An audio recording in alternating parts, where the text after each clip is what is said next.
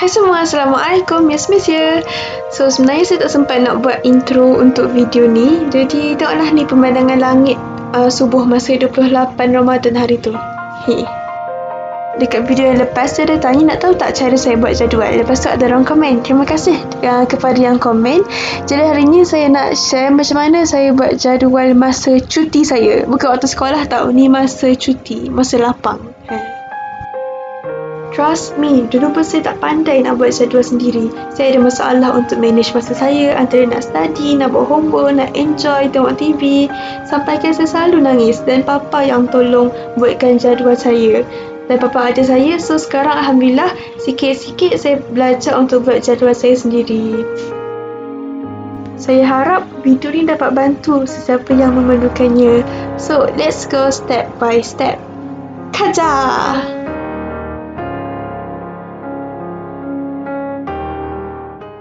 Hanyalah jadual yang kita nak buat. Simple je. Tak sampai 10 minit dah siap. Step pertama, ambil buku nota dengan pen. Brainstorm apa yang awak nak ada dekat dalam jadual tu. Plan awal-awal apa yang awak, aktiviti yang awak nak letak dalam jadual tu. Contohnya mungkin study, makan, rehat, tengok movie, exercise, nak buat kek ke, nak main game, buat hobi dan lain-lain yang awak nak. Step yang kedua, ambil A4 paper dengan pen. Kalau saya suka pen warna-warni sebab lagi nampak. Lepas tu, buat lajur dengan baris dekat atas kertas tu. Macam nak buat jadual biasa. Dia sebenarnya tak semestinya guna A4 paper, nak guna A3 ataupun nak design guna laptop, guna PowerPoint boleh je. Tapi saya prefer guna tangan sebab lagi cepat dengan senang nak buat.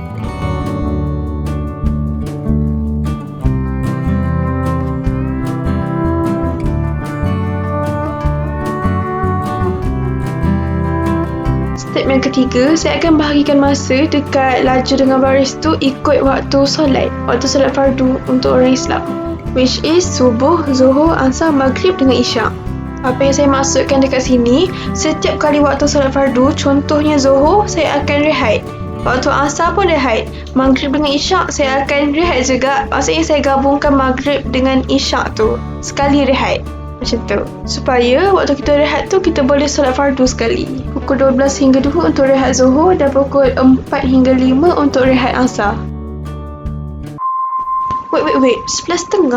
Before 11.30?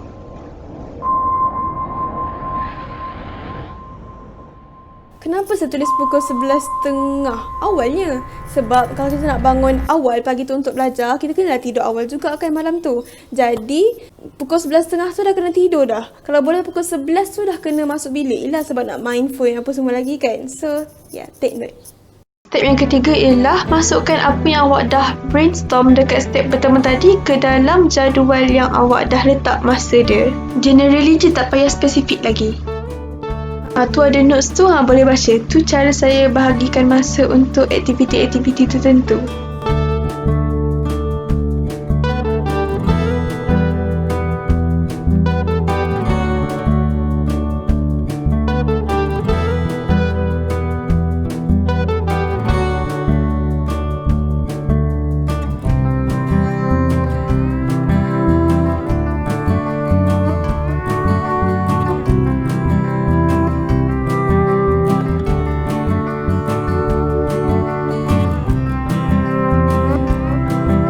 Untuk detail setiap aktiviti tu, biasanya saya akan guna pen pink ataupun merah sebab lagi nampak dengan jelas.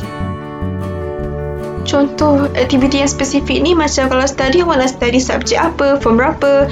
Kalau nak buat exercise, nak buat kertas berapa. Kalau nak makan apa.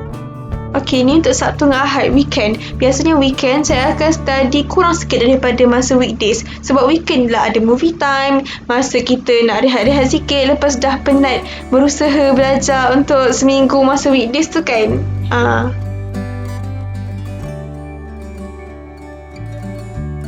Kalau awak nak letak apa-apa details tambahan lagi, boleh letak dekat notes kat bawah sekali kat jadual tu. Contohnya masa rehat tu awak nak solat duha ke, awak nak makan apa, awak nak tengok apa IG ke Twitter, tak kisahlah, apa-apa je lah.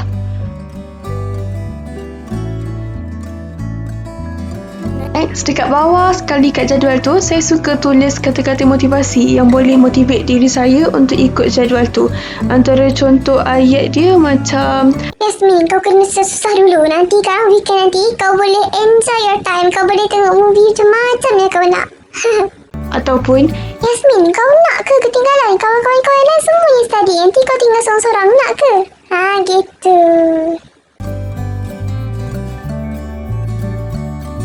okay, last step yang ketujuh. Apa? Tak ingat.